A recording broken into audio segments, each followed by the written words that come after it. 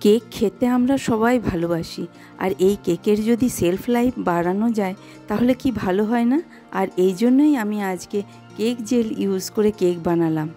বানানো খুব সহজ। জলের মধ্যে কেক জেলটা ভালো করে বিট করে এর মধ্যে কেকের যে ড্রাই ইনগ্রেডিয়েন্টসগুলো আছে সেগুলো ওর মধ্যে ভালো করে বিট করে নিয়ে প্রিহিট কড়াইয়ে কেকের ব্যাটারটা রেখে ভালো করে 35 মিনিটসের মতন কেকটা বেক করে নিলাম। এরপর পাইনঅ্যাপেল জেল আর হুইপ ক্রিম দিয়ে আমি ভালো করে পাইনঅ্যাপেল কেকটা আইসিং করে সুন্দর ডেকোরেশন করে রেডি করে নিলাম পাইনঅ্যাপেল জেল কেক।